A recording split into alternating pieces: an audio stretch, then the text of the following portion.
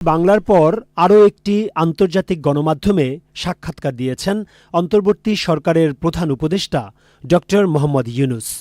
Sky নিউজের website ও ইউটিউবে সাক্ষাৎকারটি প্রকাশ পেয়েছে বুধবার।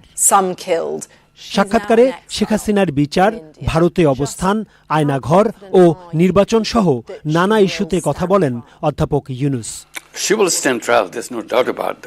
মানবতাবিরোধী অপরাধের দায়ে সাবেক প্রধানমন্ত্রী শেখ হাসিনাকে বিচারের মুখোমুখি হতে হবে। শুধু হাসিনার নয়, তার সঙ্গে জড়িত সকল লোক, তার পরিবারের সদস্য, তার ক্লায়েন্ট বা সহযোগীদেরও বিচার হবে।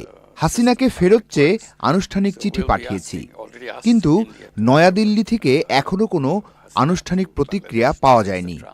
হাসিনা অবশ্যই আদালতের মুখোমুখি হবেন, আর সেটা সশরীরে বাংলাদেশে উপস্থিত থেকে হোক বা অনুপস্থিতিতে ভারত থেকেই হোক।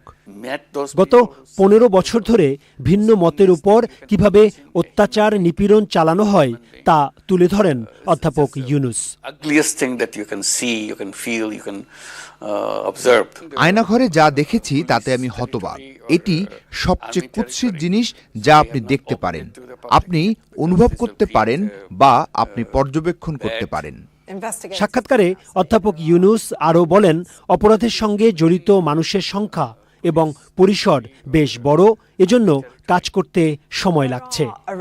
Mostafa Mallik, channel I, Dhaka.